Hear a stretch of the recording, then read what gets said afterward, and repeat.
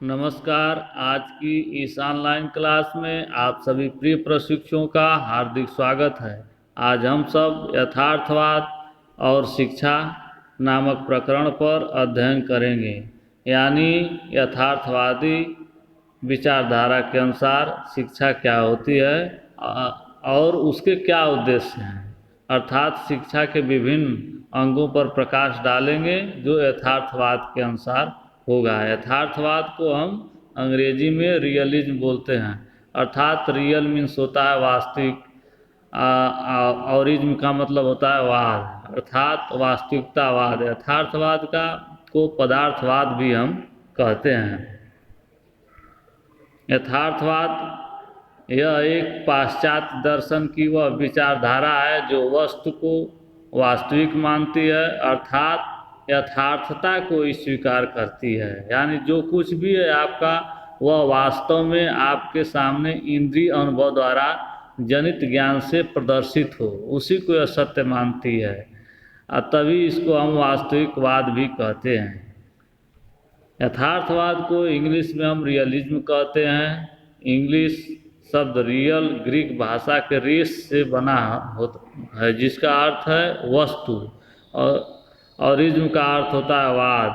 तो वास्तविकतावाद कह सकते हैं अथवा शाब्दिक अर्थ के अनुसार ये भी कह सकते हैं कि वस्तु के अस्तित्व संबंधी विचारधारा ही आपकी यथार्थवाद है।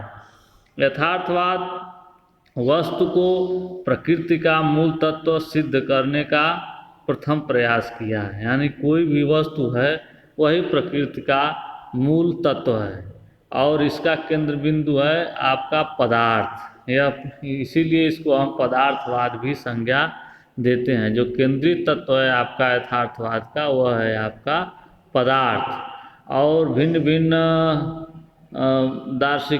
दार्शनिक महोदय ने इसके जो मूल तत्व माने हैं वो अलग अलग हैं। जैसे थेल्स ने जल को मूल तत्व माना, और एनेक्सीजेनस ने वायु को, हेराक्लीटस ने अग्नि को, डेमोक्रिटस ने परमाणुओं के संयोग अर्थात पदार्थ को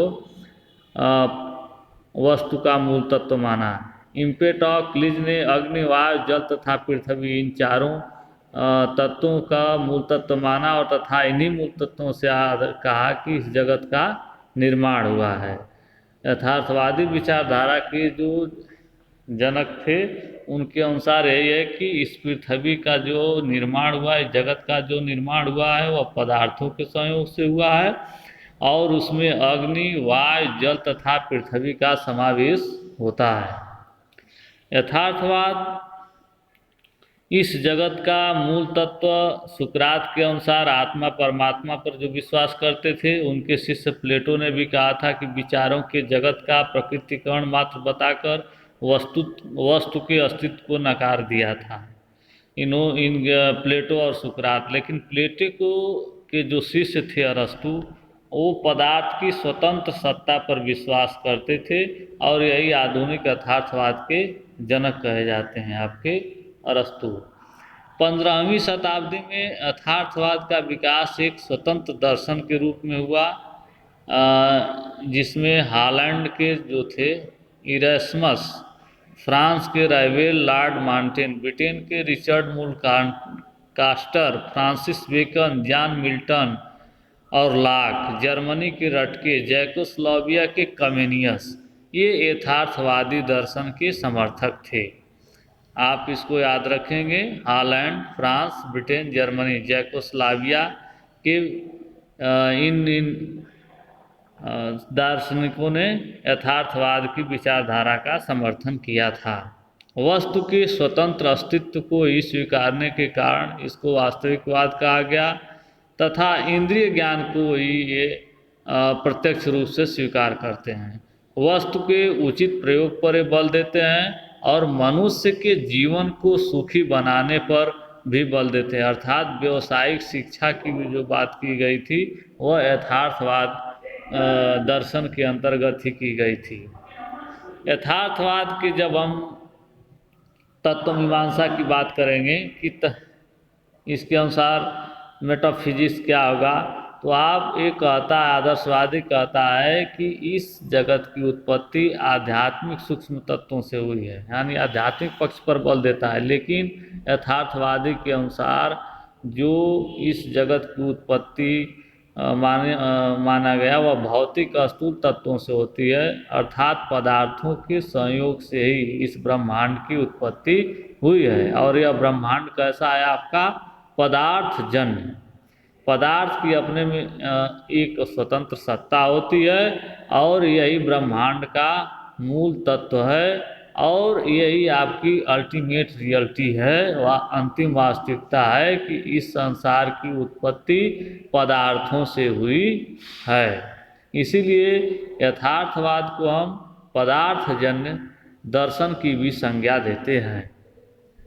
यथार्थवाद कि दूसरे विचारों से अगर इसकी तत्व मीमांसा पर प्रकाश डालें तो अधिकांश यथार्थवादी ईश्वर व और स्वर्ग नरक के अस्तित्व को अस्वीकार कर देते हैं, परंतु साथ ही ये स्वीकार करते हैं कि वस्तु के संबंध में हमारा ज्ञान प्रयोग सिद्ध है, इसलिए वास्तविक ज्ञान है। यानी जो कुछ हम देखें वह वास्तविक रूप से दिखे, रियल हो, वास्तविक हो, तभी हम मान सकते हैं कि यह